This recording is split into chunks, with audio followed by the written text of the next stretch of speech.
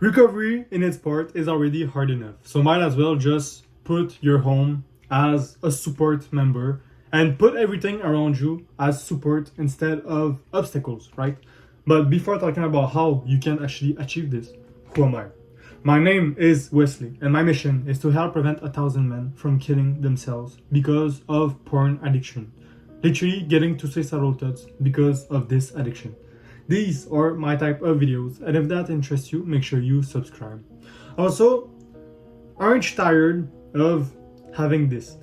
You feel the urges, and what happens the moment you feel the urges? You go in the bathroom and you fap. You relapse, and you don't need me to tell you that porn is bad in your life. You figure it out by your own self. You look at your life and you see, wow, my life is really that bad.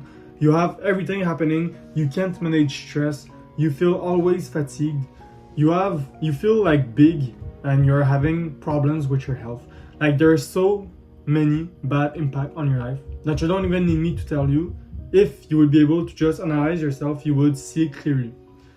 But the urges you get that makes you relapse every time, these are not urges to go and fap. These are in fact urges for you to find yourself a woman, find yourself a girl in your life, a partner to live with. But what happened is that you know in your heart that this is a lot of effort.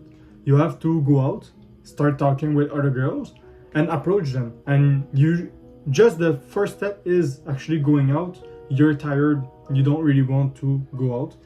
Then approaching the girl, you're not feeling high confidence because you're not really confident in yourself from the fact that you're actually fapping every day. And you fear the rejection of the girl just laughing at you. She may text her friends about you and things like that. You fear all of that.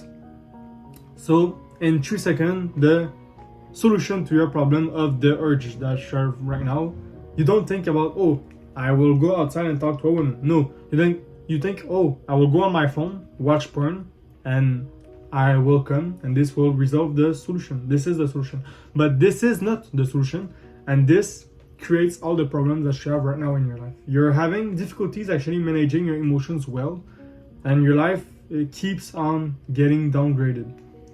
Your brain isn't even in an healthy mode right now. He can't even function properly because you keep on fapping every day. And I want you free of this. In fact, I want you to be able to taste freedom before actually making anything. Because it's easy for others to say, hey, I feel this, I feel that. It might be true, it might be not. But what are you going to feel like when you were free? You don't know it, right? I don't know it. Nobody knows what you are going to feel like. We can only guess because it didn't happen, right? You're not free right now, you were stuck. And I want you free. You want yourself free, hopefully. So we both found the same goal. That's how it's going to work. And in order for you to accomplish that, you have to follow my plan because I found the plan for you. But I need to talk with you about your life. I need to know your current situation in order for me to make the best plan for you possible, in order for you to quit. But I can't do the steps for you. So your first action towards your recovery should be to actually look at the first thing down in the description. And if you actually take action, then we will see each other on the other side. And that, I'll continue directly with the video. You pass more than half of your time in your home. So your majority of the part of your day is passed in your home. But it's important that your home is also a support of your recovery, right? You don't want to have your home with like posters of naked girl on your walls, right? This, first of all, would be fucked up if other people come to your room. But first of all, it's not great for you, right? You're trying to eliminate this lust feeling, these urges, things like that. But you would keep naked woman posters on your walls. This would be counterproductive and is more prone to giving you urges. And then you're going to fap, right? So for the same reason that you don't keep posters of naked women on your walls, you should actually change your home into a supportive home. And how do you do that? First of all, you start by talking with every person in the household. If you have brothers, sisters in the household, or if you have parents in the household, maybe you're living in colloque with like other people or friends, things like that, you have to talk with everyone in the household first, because they can't guess that you're going into a recovery, right? So I have to be honest, open communication, and talk with them about this. And you do this by actually using I statement. I statement is I think that, I feel like, things like that, right? You don't start to go and tell others like in an offensive way, you do this, you do that. No. Calm down. You talk about the I. I feel like, I think that, it is that. I feel like your posters are making me relapse. I don't want to see your posters anymore. Can you remove them? Oh man, I did a can you, but like you get the point, right? You make I statement and you listen actively to what they're saying, right? It's not just the you that are the one talking, they're talking also, and this will build trust over time. And what happens is that if they don't know you are going through a recovery, they can't actually help you on that recovery, right? So by going alone, then it's easier than if you go and others are against you, right? And this could be fucked up, right? But imagine yourself, you are living with your friend, right? And your friend has his girl in the house. And just randomly like that, every night they are fucking, right? And you hear them fucking. But you are on your recovery journey and it's been 3 weeks. You were fapping every day for the past like 7 years. And now it's been 3 weeks that you didn't fap. It's great, right? Really great progress. It's 21 days. You didn't watch porn nor fap. But what happened? Now you hear them and you actually hear the girl just moaning and everything. What happened? This might bring you urge, right? And you might randomly relapse. And it's not even because of porn. It's just because of them fucking way too loudly and preventing you from actually going to sleep. This is a messed up example. I just thought about like randomly, but you get my point, right? You mess up your recovery because they're fucking way too hard, and maybe they didn't even know that you were trying to recover right now, or that they didn't even know that you were actually able to listen to them while they were fucking, right?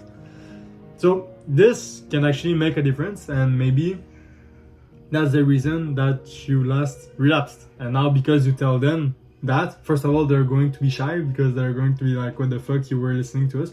But it's not that you were really listening to them. It's that you were just like hearing them because like, yo, keep the voice low, things like that, right? But now that you actually told them, now they're going to maybe still fuck, but fuck way more silently, right? Maybe, or maybe not. Maybe they don't care about you and just going to continue fucking hard. But at this point, you may just maybe buy yourself like earplugs or things like that to not hear them. But at this point, you see, you figured out the reason of your relapse and you figured out the solution to multiple solutions to that one reason why you relapsed, right? And this is the point of your recovery. It's having relapses and figuring out solutions to prevent those relapses from happening again. This is your recovery journey. And inside of this, you have tricks to prevent urges. So you have less chance of having relapses and therefore less chance of having to find solutions to your relapses. This is your recovery journey. And the point is that it's hard alone because you don't have the full plan and you don't have the full guided support, right? You don't have support. Maybe a lot of time what happens is that people go through this alone. But in this video, I'm actually talking about how your household can actually help you in this. Having supportive habits is also a great idea. Having supportive habits such as maybe exercises, meditation, journaling, doing sports for your stress, right? These are all good habits that you can keep and will improve your addiction recovery. And in the household, you could actually all go and do a sport together. Maybe you all go play tennis, right? You all go and play hockey. You all go do something together. So your full household actually participate first of all. And because you pass quality time with them, it actually also improves your health, your mental health and your physical health. You can do maybe family meals to pass more time together and in the same time actually improve your social, right? Because if you're in your porn addiction, what happens is that most of the time you are isolated, right? You don't go and fap in the bathroom with other people, right? This would be really fucked up. And isolation, because it isolates you, makes you able to talk less with others. What happens is that you are alone and you prefer to be alone. But this is not because it's part of your personality, right? When you were like little, you were super social and talking with everyone, right? There was someone in your school, in your class, and what happened? You go directly talk with him because you were social. At the base, you were social. What happens is that when you got this porn addiction, now, surprise, you're not social anymore. It's not because it's now the new part of your personality. No. You were a social being at first, and what happened is that because of your porn addiction, now you were unsocial. You don't want to approach others because you don't have the confidence in yourself. You don't feel confident enough to feel like, hey, someone else might find my presence worthy enough. Things like that. You think you are not worthy of others and that others are kind of over you in your mind. And what happens is that you isolate yourself because of your porn addiction. So you watch porn, and because you're ashamed of this, you feel the guilt. You know it's not right to watch this. You do this in secrecy. You hide it from everyone, and you stay alone. And that's not great, right? So passing quality time with families, with friends, with others, this improves and reduces your isolation and improves your life overall. If you find that your household is holding a lot of stress inside of it, you have stressful situation happening right and left and everything, then practicing stress-free habits are good. These are like meditation, journaling, and just exercising, maybe even breathing exercises, right? These are all good things to actually manage your stress. And the better thing to manage stress is sports. You do any sports at least for 3 times a week, and this will remove all of your stress. But not if you are in porn addiction, because porn addiction, what happened when you are on that, it makes the stress even harder to deal with. And your brain, because it's unhealthy, isn't able to manage well that stress. So even though you do sports, it will only alleviate the stress, but it won't remove it. Once you are free from porn addiction, your brain becomes an healthy brain. If you're not addicted by any other things, right? If you're not on drugs, alcohol, and big addiction, right? You could be on video games and it's still okay, because the game isn't as bad as other like big addiction. You could even be on social media technically, but it's like, you get the point, right? Drugs, everything that alters the mind is difficult and makes it way less able to manage the stress. And if you do sports is a really great way to manage that stress. But if your brain isn't able to manage a part of it alone, then sports won't manage all of it, right? It will just manage its own part. So you won't be able to fully manage your stress. But if you're free from all your addictions, right, then you're able to manage fully well that stress, and you won't feel stress in your life. You will have stressful moments, but that stress comes in your way and goes back. Like, you're not part of that stress anymore, and you're able to manage your stress really well. And I know what I'm talking about on that subject. So this was really the video on the home and how your home can really impact your recovery, support, and the way to make it a supportive home so that your recovery can go well and you can actually have less relapse and be free in a faster time. And that, I'll actually ask you to take care of yourself. Mwah.